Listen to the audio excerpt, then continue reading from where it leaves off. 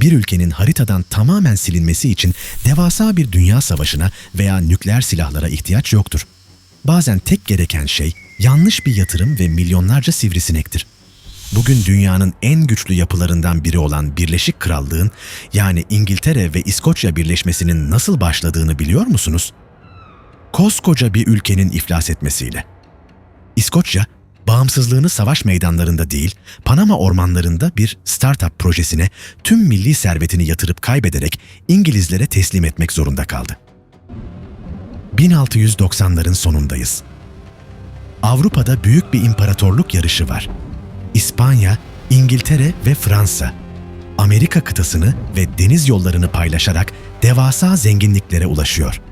İskoçya ise bu küresel yarışın çok gerisinde kalmış durumda.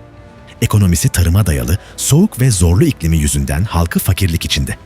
Bir çıkış yolu arıyorlar. İskoç halkı dünyada söz sahibi, zengin bir ticaret imparatorluğu kurmak istiyordu. İşte tam bu umutsuzluk anında sahneye son derece zeki bir finansör çıktı. William Paterson. William Paterson sıradan biri değildi. Kendisi İngiltere Merkez Bankası'nı da kuran dahi bir ekonomistti. İskoçya parlamentosuna geldi ve onlara çılgınca bir proje sundu. Projenin adı Darien Planı'ydı. Fikir kağıt üzerinde kusursuz görünüyordu. Amerika kıtasının en dar yeri olan Panama kıstağında Darien adında dev bir koloni kurmak. Eğer İskoçlar burayı ele geçirirse Atlantik Okyanusu ile Pasifik Okyanusu arasındaki tüm küresel ticareti kontrol edeceklerdi. Gemilerin kıtanın etrafını aylarca dolaşmasına gerek kalmayacaktı. Mallar gemilerle Panama'nın doğusuna gelecek, karadan çok kısa bir yürüyüşle batıya taşınacak ve oradan Asya'ya, Hindistan'a gönderilecekti. İskoçya, dünyanın yeni ticaret merkezi olacaktı. Bu fikir İskoçya'da adeta bir histeri yarattı. Ülkeyi kurtaracak tek mucize olarak görüldü.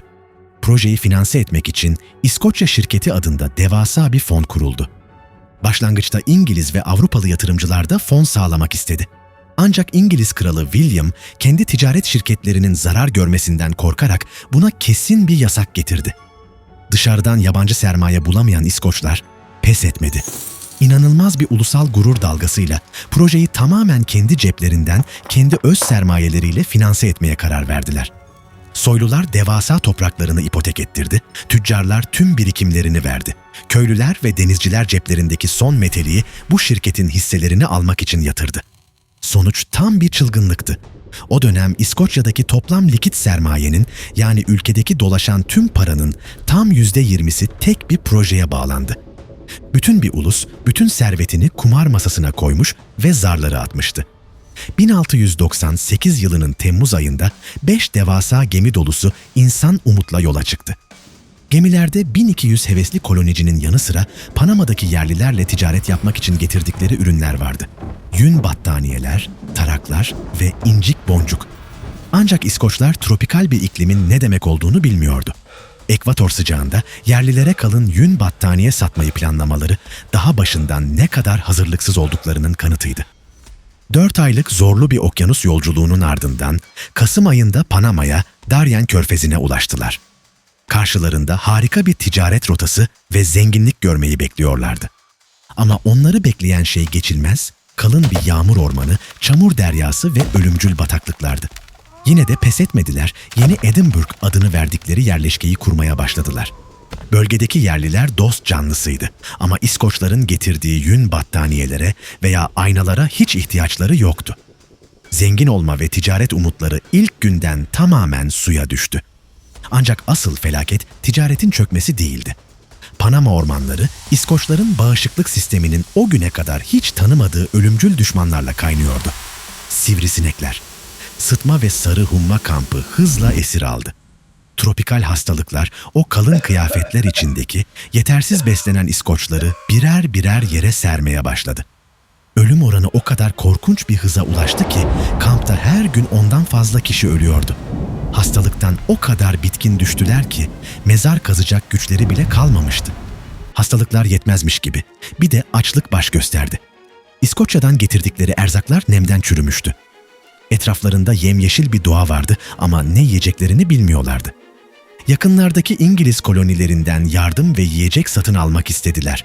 Ancak İngiliz kralı, İspanyolları kızdırmamak için tüm İngiliz kolonilerine kesin bir ölüm emri vermişti. İskoçlara bir lokma ekmek veya bir damla su veren vatan haini sayılacaktır. İskoçlar, vahşi ormanın ortasında tamamen yalnızlığa ve ölüme terk edilmişti. Üstüne üstlük bu bölge o dönem İspanyol İmparatorluğu'nun kontrolü altındaydı. İspanyol donanması Körfez'i ablukaya aldı ve İskoç yerleşkesine saldırmaya başladı. Temmuz 1699'a gelindiğinde birinci sefer tamamen çökmüştü. Hayatta kalabilen sadece 300 kadar hasta ve bitkin İskoç gemilere binip can havliyle kaçmaya çalıştı. Ancak İskoçya'daki halkın bu yaşananlardan, açlıktan ve ölümlerden zerre kadar haberi yoktu. İletişim o kadar yavaştı ki onlar koloninin harika gittiğini sanıyordu. Hatta İskoçya o kadar umutluydu ki, birinci grubun yardımına gitmesi ve ticareti büyütmesi için 4 gemilik, 1300 kişilik ikinci bir filoyu çoktan yola çıkarmışlardı. İkinci filo Kasım 1699'da Darien Körfezi'ne ulaştı. Yeni bir hayata başlama coşkusuyla karaya çıktıklarında karşılaştıkları manzara resmen kan dondurucuydu. Zengin bir ticaret şehri görmeyi beklerken yanıp kül olmuş barakalar, ormanın yuttuğu çürümüş eşyalar ve yüzlerce mezardan oluşan devasa bir mezarlık buldular.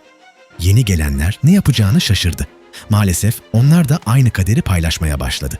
Hastalık, sarı humma ve açlık ikinci grubu da hızla eritmeye başladı. Çok geçmeden devasa bir İspanyol filosu tekrar Körfez'e girdi. Çaresiz ve hasta İskoçları tamamen kuşattılar. Bir ay süren bir kuşatmanın ardından İskoçlar teslim oldu.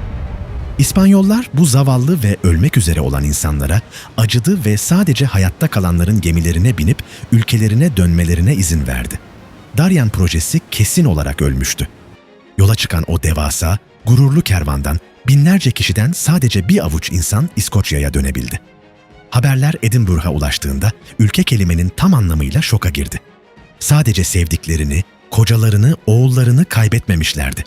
Ülkenin toplam likit servetinin %20'si o bataklıkta sivrisineklere, çamura ve hastalıklara yem olmuştu. İskoçya ekonomisi bir gecede tamamen durdu. Soylular iflas etmiş, tüccarlar batmış, bankalar ödeme yapamaz hale gelmişti. Ulusal bir çöküş yaşanıyordu. Koskoca bir ulus tek bir yanlış yatırım yüzünden iflas etmişti. İşte tam bu an İngiltere'nin yüzyıllardır beklediği o büyük fırsat altın tepside önüne geldi. İngiltere, İskoçya'yı her zaman kendi kontrolü altına almak istemişti, ancak İskoçlar bağımsızlıklarından asla taviz vermemişti. Fakat artık paraları yoktu. Ülke açtı. İngiliz parlamentosu İskoçya'ya çok acımasız ve net bir teklif sundu. Yabancılar yasası adı verilen bir ticari ambargo yaptırımıyla onları tamamen köşeye sıkıştırdı.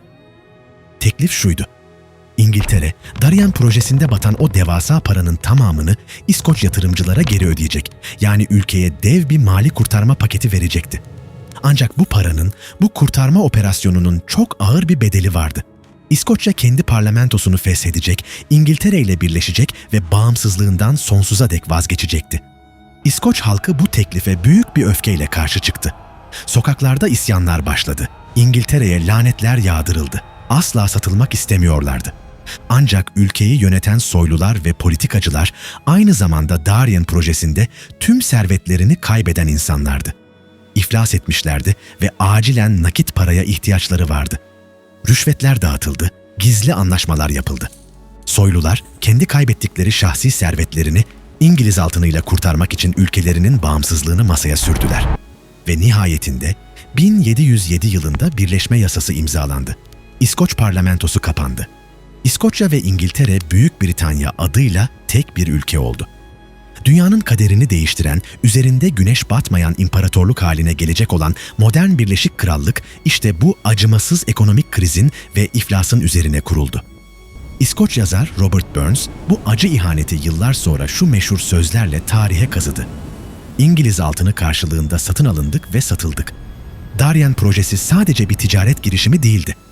Bir ulusun makroekonomik olarak tek bir sepete tüm yumurtalarını koymasının cezasının ne kadar ağır olabileceğinin kanıtıdır.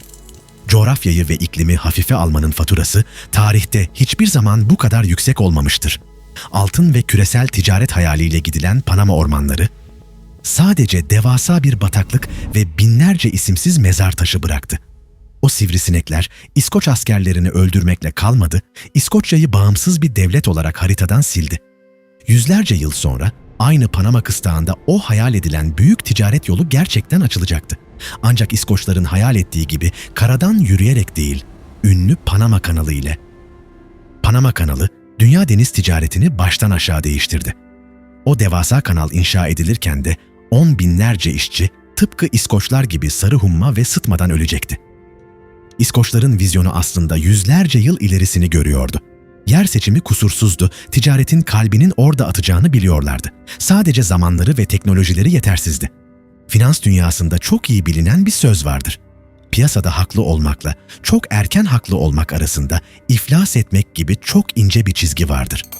İskoçya çok erken haklı çıkmıştı ve bunun bedelini asırlar boyu sürecek olan bağımsızlıklarını birliğin içine gömerek en ağır şekilde ödediler.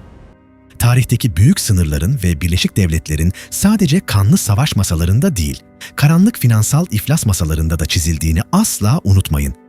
Bir ulusun parası ve finansal aklı aslında onun en büyük bağımsızlığıdır. İzlediğiniz için teşekkür ederiz. Bir sonraki derin tarih ve sistem analizinde görüşmek üzere.